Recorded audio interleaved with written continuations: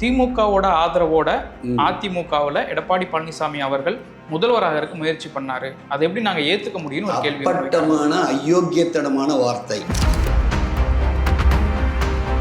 இந்த திமுக அதிமுகங்கிற கூட்டணி பேச்சுவார்த்தை நடக்கவே இல்லையா? அதுக்கும் எங்களுடைய பொதுச்செயலாளருக்கும் சம்பந்தம் கிடையாது. திமுக தரப்பிலும் இல்லைன்னு தான் சொல்றாங்க. ஆனா வேற இருவர், அந்த அதிகார வெறியில் அணைஞ்சிட்டு இருக்க வேற இருவர் அங்க இருக்க பட்டத்து இளவரசர்கிட்ட பேசுறாருன்னு நாங்கள் கேள்விப்பட்டோம். இன்னைக்கு புதுசா வந்திருக்கக்கூடிய தாவேகா திமுக எதிர்ப்புல முதன்மையா இன்னைக்கு பேசி இன்னைக்கு ஆட்சிக்கு வந்திருக்கிறாங்க. அவங்களுக்கு இவங்க எஸ்பி வேலுமணி அவர்கள் தரப்போ சிவி சண்முகம் அவர்கள்லாம் சேர்ந்த ஒரு ஆதரவு அப்படிங்கிறது கேவலமா. இது வரைக்கும் நடந்த தேர்தல்கள்ல இவ்வளவு தோல்விகள் சந்திச்சிருக்கோம். அப்ப அது என்னன்னு ஆராயணும்ல. அவர் நாங்க சொன்னா கேட்க மாட்டாரு. ஆராய்ஞ்சுதான் இவங்களை வெளியே அனுப்பினார். இவர்கள் சொன்ன வேட்பாளர் தான் அவர் அறிவிச்சாரு. ஒவ்வொரு தேர்தலையும் தோல்விக்கு யார் காரணம்? இந்த குற்றம் சொல்லுகின்றவர்கள். லீமா ரோஸ் எப்படி கேண்டிடேட்டா உள்ள வந்தார்? வேலுமணி தான் கூட்டு வந்தார். என்ன சொல்லி கூட்டு வந்தார்? வேலுமணி இப்ப எங்களுக்கு ஒரு நல்ல வேட்பாளர், நேரு எதிர்த்து நிற்கிறதுக்கு வேட்பாளர், ஆனால் நேரு தொகுதி மாறிட்டாப்ல. ஆனால் உள்நோக்கம் வேறன்றது இப்போதானே தெரியுது. இன்னைக்கு ராஜமாதாவின் அடிமைகள் தான் இந்த இயக்கத்தை சீர்குலைச்சிட்டு இருக்காங்க. தினமணி நேயர்களுக்கு வணக்கம். தேர்தல் முடிஞ்சாலும் முடிஞ்சது, அதிமுக மற்றும் இதர கட்சிகளுக்குள்ள நிறைய அரசியல் தொடர்பான பரபரப்பான செய்திகள் வந்துகிட்டே இருக்குது. அந்த வகையில் இன்றைய தினம் நம்மோடு உரையாடுவதற்காக இணைந்திருக்கிறார் அஇஅதிமுகவின் அமைப்பு செயலாளர் மரியாதைக்குரிய ஆதி ராஜாராம் அவர்கள். வணக்கம் சார். வணக்கம். நான் முதலே சொன்ன மாதிரி தான், தேர்தல் முடிஞ்சிருச்சு, ஆனால் அதிமுகக்குள்ள ஒரு பரபரப்பான விஷயங்களுக்கு பஞ்சம் இல்லாத மாதிரி இருக்குது. ஏன் எப்போ பார்த்தாலும் அதிமுகக்குள்ள இவ்வளவு கலைபரங்கள் நடந்துக்கிட்டே இருக்கு? அதாவது புரட்சித் தலைவர் காலத்து அரசியல் அது ஒரு காலகட்டத்தில், அப்போ இந்த மாதிரி சூழ்நிலைகள் கிடையாது. புரட்சித் தலைவரோட மறைவுக்கு பிறகு அம்மா பொதுச்செயலாளராக அந்த பொறுப்பை ஏற்கிற வரை சில பரபரப்புகள்லாம் இருந்தன. அதே போல் அம்மாவோட காலத்திலேயே பிரச்சனைகள் ஏற்பட்டன. இப்போ தலைவர் இறந்த பிறகு இதே தலைமை கழகத்தை யார் கைப்பற்றுவது? அம்மாவோட தொண்டர்களா இல்லைக்கு அம்மாவுக்கு எதிரானவர்களான்னு அப்போ ஒரு தடவை வந்தது. இது மாதிரி பிரச்சனைகள் எதுக்குன்னா இப்பன்றது இல்லை, தலைவர் காலத்து அம்மா காலத்து. ஏன் தலைவர் காலத்திலேயே கட்சி தோல்வியுற்ற போது நாஞ்சில் மனோகரன், மொடக்குறிச்சி சுப்புலட்சுமி, திருச்சி சவுந்தரபாண்டியன் போன்றவர்கள்லாம் அப்பயும் குரல் கொடுத்துட்டு வெளியே தான் போனாங்க. அதே போல் புரட்சித் தலைவர் அம்மா காலத்திலையும் அண்ணன் திருநாவுக்கரசு, அண்ணன் முத்துசாமி, ஐயா எஸ்டிஎஸ் டாக்டர் நாவலர் போன்றவர்களும் பிரச்சனை கிளப்பிட்டு தான் போனாங்க. அவங்க போனவங்கள்லாம் ஐடியாலஜி பிரச்சனையில் தான் போனாங்க. அதில் சில கருத்து வேறுபாடுகள் அப்படின்னு தான் போனாங்க. அதுக்கடுத்து அம்மா இருக்கிறப்பே அப்பயும் ஒரு தடவை திருநாவுக்கரசு அண்ணன்லாம் போகிறப்போ மறுபடியும் ஒரு தடவை தலைமை கழகத்தில் பிரச்சனையாகி தலைமை கழகத்தை பூட்டம் கடைசியாக பூட்டி அப்புறம் கேஸ் ஆகுதுதான் வந்தது. அடுத்து தேர்தல் தோல்விக்கு பிறகு அடுத்து ஓபிஎஸ், அண்ணன் வைத்திலிங்கம் போன்றவர்கள் மறுபடியும் பிரச்சனை பண்ணி அப்பயும் தான் இருந்தது. ஆகவே இது தொடர்கதை தான். ஏன்னா இந்த இயக்கத்தில் இது தொண்டர்களால் உருவாக்கப்பட்டு புரட்சி தலைவர் அமர் எம்ஜிஆருக்காக தொண்டர்களால் உருவாக்கப்பட்ட இயக்கம்.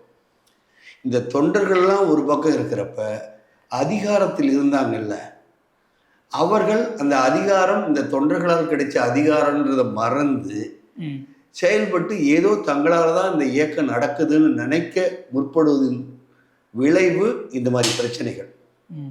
இது காலங்காலமாக இருக்குது. அப்படி நினைத்தவர்கள்லாம் காணாமல் போனார்கள், இல்லை வேறு இயக்கத்தில் போய் சேர்ந்தார்கள். ஆகவே இப்பயும் அதனோட தொடர்ச்சி தான் இப்போ நடந்துட்டு இருக்குது. ஆகவே இது ஒரு பெரிய விஷயம் கிடையாது. நான் 3 முறை தலைமை கழக பிரச்சனையிலையும் நான் இங்கே இருந்திருக்கேன். இன்னைக்கு கூட விழுப்புரத்தில் அந்த அலுவலகத்தை பூட்டுவதற்கு போலீஸுக்கு எந்த உரிமையும் கிடையாது.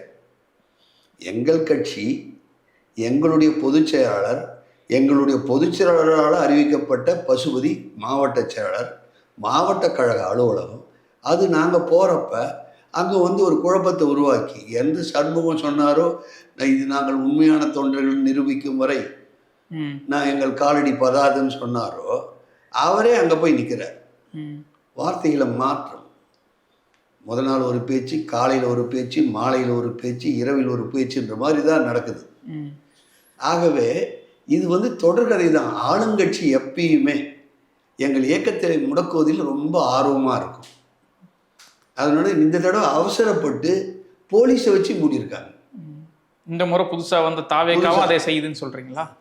அப்படிதான் இருக்கும். இல்லை, போலீஸுக்கு என்ன உரிமை இருக்குது எங்கள் கட்சி ஆஃபீஸை மூடுறதுக்கு? அது வந்து வருவாய்த்துறை தான் மூடணும். பிரச்சனைன்னு அடிதடியில் தகராறுன்னு ஆனால் அதில் கூட வந்து அந்த எதிரணியே இன்னை வரைக்கும் பொதுச்செயலாளர் எங்களுக்கு எடப்பாடியார் தான்றப்ப அண்ணன் எடப்பாடியாரால் இவர்கள் வந்து முதல் நிர்வாகியாக நியமிக்கப்பட்டார்கள், சட்டமன்ற வேட்பாளர்களாக அறிவிக்கப்பட்டாங்க. அதே போல தான் இப்போ அவங்கள எடுத்துட்டு வேற நம்ம மாவட்ட செயலாளர்களை போட்டிருக்காங்க. ஒவ்வொருத்தரும் அவங்கவுங்க தொகுதியில் ஒவ்வொரு தொகுதியில் தான் ஜெயிச்சாங்க தவிர மாவட்டங்களை மற்ற வேட்பாளர்களோட வெற்றிக்கு எந்த இதுவும் உறுதுணையாக இல்லை. அப்படின்றப்ப மாவட்ட செயலாளரை மாற்றினா கட்சி நல்லா இருக்குன்ற நோக்கத்தோடு தான் மாற்றினார். இப்போ 22 பேர் 25 பேர்னு பிரிஞ்சிருக்க இந்த சமயத்துல மொத்தமா இவர்களை கட்சியை விட்டு நீக்கிறது அப்படிங்கிறது அவங்க என்ன குற்றச்சாட்டு வைக்கிறாங்கன்னா, பொதுச் செயலாளர் எடப்பாடி பழனிசாமி அவர்கள் அவரு நினைக்கிறத மட்டும்தான் செய்யறாரு, நாங்க சொல்ற எதுவுமே கேட்க மாட்டாருன்னு ஒரு குற்றச்சாட்டை முன் வைக்கிறாங்க. அதுக்கு ஆதாரமா அவங்க சொல்றது, இது வரைக்கும் நடந்த தேர்தல்கள்ல இவ்வளவு தோல்விகள் சந்திச்சிருக்கோம், அப்ப அது என்னன்னு ஆராயணும்ல, அவர் நாங்க சொன்னா கேட்க மாட்டாரு ஆராய்ஞ்சுதான் இவங்களை வெளியே அனுப்புனார். இவர்கள் சொன்ன வேட்பாளர் தானே அவர் அறிவிச்சாரு ஒவ்வொரு தேர்தலையும். இப்ப யார் குறை சொல்கிறார்களோ அவர்கள் சொல்லுகின்ற வேட்பாளர்கள் தான் அவர் அறிவிச்சாரு. அப்ப யார் காரணம் தோல்விக்கு? தோல்விக்கு யார் காரணம்? இந்த குற்றம் சொல்லுகின்றவர்கள். இந்த குற்றம் சொல்லி குள்ளமாணி போனவர்கள் தான் இதுக்கெல்லாம் காரணம். இப்ப புதுக்கோட்டையில அம்மாவே விஜயபாஸ்கரை கண்டிச்சாங்க. அம்மா நிறுத்தின வேட்பாளர்களே தோற்கடிச்சவர் விஜயபாஸ்கர். அதுக்கப்புறம் என்ன பண்ணாரு? நீங்க கூட்டத்திலே பேசினார், கலைச்செல்வன் என்ற என்னோட வேட்பாளரை நீ தோற்கடிச்சே அப்படின்ட்டு. அதுபோல மட்டமான புத்தி கொண்டவர்கள் அடுத்த கட்டங்களில் தங்களுக்கு வேண்டியவர்களே வேட்பாளர்கள், அதிகாரம், நாங்கள் முன்னாள் அமைச்சர்கள், பணம் பலம் எங்ககிட்ட இருக்கின்ற நோக்கத்தோடு அவங்க கொடுத்த வேட்பாளர் தான் இவர் அறிவிச்சாரு. அனைத்து இந்திய அதிமுகவை பிளவுபடுத்த நோக்கம். முதல்ல அந்த அம்மா அப்போ பேசிச்சே 2 நாளைக்கு முன்னாடி, அந்த 2 நாளைக்கு முன்னாடி என்ன பேசிச்சு? நான் அதிமுகவை ஒன்றிணைக்கிறது தான் நான் இருக்கேன் அப்படின்னு அது சொல்லிச்சு. அடுத்த நாளே இவங்க வந்து என்ன சொல்கிறாங்க? மீண்டும் சசிகலாவை கட்சியில் சேர்க்கணும். அவங்க ஒரு கட்சி ஆரம்பித்து பொதுச் செயலாளராக இருக்காங்க. தினகரனை கட்சியில் சேர்க்கணும். அவர் ஒரு கட்சி ஆரம்பித்து பொதுச் செயலாளராக இருக்காரு. எங்களோட இப்போ அலைன்ஸே வச்சுட்டாரு. இது யாரோட குரல்? அவங்களோட. இதுக்கு பின்னாடி அவங்க தான் இருக்காங்க. ஆமாங்க. இந்த பாகுபலி படத்தில் வருமே ராஜமாதா, அந்த ராஜமாதா சொல்லுவாங்க இல்லை, இதுவே என் கட்டளை, என் கட்டளையே சாசனம்னு. அந்த மாதிரி தான். ஏன்னா இதே வேலுமணி தானே நானும் தங்கமணியும் தான் தினகரனை கட்சியை விட்டு நீக்கணும்னாரு. அப்புறம் என்ன அந்த ஆளுக்கெல்லாம் என்ன மரியாதை கொடுக்க வேண்டியிருக்கு? அந்த அவரை பொறுத்த வரைக்கும் தானே அவங்க தலைமை நிலைய செயலராக இருக்கணும், தானே கொறடாவாக இருக்கணும். அப்போ போன தடவை அப்போ இன்னைக்கு அவர் கூட இருக்க ஒருவரே அப்பா அண்ணன் வைத்திலிங்க இருக்கார், கேளுங்க, அவர்கிட்ட விமர்சித்தாரா இல்லையான்னு. என்ன எல்லா பதவியும் அவனுக்கே வேணுன்றான்னு. அண்ணன் வைத்திலிங்கம் இப்போ டிஎம்கேவில் இருக்கார், அவர் கேளுங்க, அவர் சொல்லுவார் ஆமாம் இது உண்மைதான்ட்டு. சரி, இப்போ இதில் பட்ட வேலுமணிக்கு கோயம்புத்தூர் கொங்கு பெல்ட்டு என்னோடது தான், நான் சொல்கிறது தான் கேண்டிடேட்டாக வரணும்னு சொல்கிற வேலுமணி இன்னைக்கு கரூர்லேருந்து வந்து 3 தொகுதி ஜெயிச்சிட்டாப்லே செந்தில் பாலாஜி. அப்போ உண்மை என்ன? இப்போ உன்னுடைய முகமுடி கிழிதா இல்லையா? லீமா ரோஸ் எப்படி உள்ள வந்தாங்க? லீமா ரோஸ் எப்படி கேண்டிடேட்டா உள்ள வந்தாங்க? வேலுமணி தான் கூப்பிட்டு வந்தாப்புல. என்ன சொல்லி கூப்பிட்டு வந்தாரு? வேலுமணி வந்து இப்போ எங்களுக்கு ஒரு நல்ல வேட்பாளர், நேரு எதிர்த்து நிற்கிறதுக்கு வேட்பாளர், ஆனால் நேரு தொகுதி மாறிட்டாப்புல. ஆனால் உள்நோக்கம் வேறன்றது இப்போதானே தெரியுது. இன்னைக்கு ராஜமாதாவின் அடிமைகள் தான் இந்த இயக்கத்தை சீர்குலைச்சிட்டு இருக்காங்க. இது வந்து ஒரு பெரிய குற்றச்சாட்டு. பெரிய குற்றச்சாட்டு இல்லை, உண்மை. அவங்க எப்படி இந்த இவ்வளோ பெரிய பார்ட்டியில் அவங்க எப்படி இன்ஃப்ளூயன்ஸ் பண்ண முடியும்னு நினைக்கிறீங்க? என்ன வேலை செய்கிறாங்கன்னு நினைக்கிறீங்க நீங்கள்? என்ன வேலை செய்யலாம்? அவங்க எம்எல்ஏ, அதாவது அவர்கள் திமுகவுக்கே அப்போ வந்து 500 கோடி ரூபாய் கொடுத்தாங்க. அது இதுலேயே வந்திருக்கு, வெப்சைட்லேயே கொடுத்தாங்கன்ட்டு தேர்தலுக்கு. இப்போ அவங்களுக்கும் ஒரு ஆசை இருக்குல்ல, அதாவது பல லட்சம் உயிர்களை வந்து இந்த லாட்டரியால் பல லட்சம் குடும்பங்கள் சீரழிஞ்சது. அதனால் புரட்சி தலைவி அம்மா அவங்கள வந்து லாட்ரி சீட்டையே தடை பண்ணாங்க. அம்மாவின் ஆட்சி இருந்த வரைக்கும் லாட்ரி சீட்டை விடலை. அடுத்த அண்ணன் எடப்பாடியார் ஆட்சியிலையும் லாட்ரி சீட்டை விடலை. ஏன் இவ்வளோலாம் இருக்கப்ப நம்மளே ஒரு கட்சி, அந்த கட்சி கையில் எடுத்து நம்ம நினச்சதை சாதிக்கலாம்னு ஏன் அவங்க நினச்சிருக்கக்கூடாது? அதுக்கு ஏன் வேலுமணி போன்றவர்கள் துணை போயிருக்கக்கூடாது? இப்ப இதை முன்கணிக்க தவறிட்டீங்களா நீங்க அப்படின்னா? அதிமுக தலைமை இப்படி ஒருத்தர் இது வரைக்கும் பார்ட்டியோட பெரிய அசோசியேட்டா இல்லாத ஒருத்தருக்கு வேட்பாளராக கொடுத்து முன்கணிக்க தவறிச்சா இல்லையான்றது கிடையாது. தலைமை இந்த வேலுமணி போன்றவர்களே ரொம்ப நம்பினாங்க. ஏன்னா வேலுமணியெல்லாம் ஒரு பவர் செக்டராக இருந்துக்கிட்டு எல்லாமே இருந்துக்கிட்டு அப்போ இந்த கட்சியில் இந்த மாவட்ட செயலாளர்கள் இவங்களெல்லாம் அரவணைச்சு போனாதான் வெற்றியை பெற முடியும் என்ற நோக்கத்தோடு போகிறப்ப வேலுமணி ஃபுல் எவ்வளவோ பண்ணியிருக்காப்புல, ஃபுல் இன்ஃப்ளூயன்ஸ் பண்ணி ஏன் இதே கட்சியோட ஆண்டு விழா மேடையில் ஒரு மேடையில் அந்த அம்மா கட்சியில் சேர்க்கறதை பார்த்து இன்னைக்கு அவர் மாமா மாப்பிளன்னு சொல்கிற ஒரு விஐபியை பேரை சொல்லுவார் பிள்ளை என்கிட்டே கேட்டார், என்னென்னா இது புதுசாக கொண்டு வராங்கன்னு. ஆமாம், என்ன ஆக போகுதுன்னே தெரியல, உன் மாப்பிள்ளை தான் இவ்வளோ பண்ணுறாரு. நான் பேசுனேன், ஏன்னா அவரோட அந்த இன்னொருவரை நான் குறிப்பிட விடவில்லை, அவரோட அன்பிற்குரியவர்ன்றதால. இன்னொன்று, வேலுமணி அவர்கள் தரப்பு ஒரு வலிமையான குற்றச்சாட்டு முன்வைக்கிறாங்க. அவங்க சொல்றது திமுகவோட ஆதரவோட அதிமுகவில் எடப்பாடி பழனிசாமி அவர்கள் முதல்வராக இருக்க முயற்சி பண்ணாரு, அதை எப்படி நாங்க ஏத்துக்க முடியும்னு ஒரு கேள்வி. அப்பட்டமான அயோக்கியத்தனமான வார்த்தை. இதை விட கேவலமான ஒரு அயோக்கியத்தனம் இல்லை. அப்ப சிவி சண்முகம் சொல்றது தப்பா? சிவி சண்முகம் என்ன சொல்றாரு, முதலமைச்சரா திருமாவளவன், மீதி 33 பேர் அமைச்சர்ன்றது தான் நாங்கள் இது பண்ணோம் அப்படின்னு அவர் ஒத்துக்கிட்டாரா இல்லையா? யாரோட ஆதரவு நீங்க கேட்குறப்ப திமுக ஆதரவு அப்படின்னு. அப்போ இந்த திமுக ஆதரவை தேடுறது யாரு? இந்த திமுக ஆதரவோட திருமாவளவன் முதலமைச்சர், மீதி 33 பேர் அமைச்சர்னா அந்த கும்பல் தானே இப்போ வெளியே போச்சு, குதிச்ச கும்பல் தானே வெளியே போயிருக்கு. அப்போ யார் திமுக ஆதரவை பெற பார்த்தார்கள்? அந்த மாதிரி ஒரு சூழ்நிலை வந்துடக்கூடாதுன்னு தானே இவர் அங்கே போய் நல்லது நடக்கும் பொறுமையா இருங்க அப்படின்னு பேசிட்டு வந்தாரு. அப்ப இந்த பேச்சுவார்த்தை நடக்கவே இல்லையா? இந்த திமுக அதிமுகங்கிற கூட்டணி பேச்சுவார்த்தை நடக்கவே இல்லையா? அதுக்கும் எங்களுடைய பொதுச் செயலாளருக்கும் சம்பந்தம் கிடையாது. திமுக தரப்பிலும் இல்லைன்னு தான் சொல்றாங்க. ஆனா வேற இருவர், அந்த அதிகார வெறியில் அணைஞ்சிட்டு இருக்க வேற இருவர் அங்க இருக்க பட்டத்து இளவரசர்கிட்ட பேசினாருன்னு நாங்கள் கேள்விப்பட்டோம். இதுல வேற இருவர்னா அதிமுக தரப்புல இருந்து சொல்றீங்களா? இப்ப அதிகார வெறியில சுத்தின்னு இருக்கவங்க, ஓகே, அவங்க அந்த பட்டத்து இளவரசரோட ஒரு பேச்சுவார்த்தை நடந்ததுன்னு சொல்றாங்க. ஆனா திமுக தரப்புல அது மாதிரி இல்லைன்னு சொல்றாங்க. ஆனா சிவி சண்முக ஸ்டேட்மெண்ட்லயே 33 சட்டம் பேர் அமைச்சர், திருமாவளவன் முதலமைச்சர், யாரோட ஆதரவு? திமுக ஆதரவு. இல்லாட்டா எப்படி ஆக முடியும்? அப்ப இவர்கள் இப்ப மடைமாற்றுகிறார்கள். கட்சிக்காரங்கிட்ட எக்ஸ்போஸ் ஆகிட்டான். நீங்கள் எல்லா ஊர்லேயும் ஆளை வச்சு விசாரிங்க. ஒரு பெரிய எழுச்சி இன்னைக்கு தமிழ்நாடு முழுக்க அதிமுக தொண்டர்கள் மத்தியில் பெரு எழுச்சி ஏற்பட்டிருக்குது. எங்களுடைய புரட்சி தமிழர் எங்கள் எண்ணப்படி அவர் நடவடிக்கைகளுக்கு மேலே எடுத்ததால. ஏன்னா இவர்கள் ஒவ்வொருத்தரும் 20 வருஷம் 25 வருஷம் இவங்களே மாவட்ட செயலாளர், இவங்க சொல்கிறவங்க தான் உள்ளாட்சி வேட்பாளர், இவங்க சொல்கிறவங்க தான் எம்எல்ஏ, இவங்க சொல்கிறவங்க தான் ஒன்றிய செயலாளர்னு வந்தப்ப இதெல்லாம் இவங்க சொன்னதெல்லாம் செஞ்சதால் தான் நாங்கள் தோல்வி சந்தித்தோம். இப்போ அவங்களெல்லாம் அந்த பண்ணையார்த்தனம் தூக்கி எறியப்பட்டதால் கட்சியில் ஒரு எழுச்சி வந்திருக்கு. இதை மடைமாற்றுவதற்காக வாய்க்கு வந்ததெல்லாம் பேசுகிறாங்க. வேலுமணி என்ன சொன்னார், நானும் தங்கமணியும் நாங்கள் தான் டிடிவி தினகரனை வெளியேற்றணும். அதே மாதிரி சிவி சண்முகம் என்ன சொன்னாப்புல, எடப்பாடியாரே வேணாம்ப்பா பிரச்சனை வரும்னு சொன்னார், ஒற்றை தலைமைக்குன்னு சொன்னாரா இல்லையா? இப்போ ஸ்டேட்மெண்ட்டில் சொன்னாரா இல்லையா? அப்போ எல்லாத்தையும் பண்ணது இவங்க.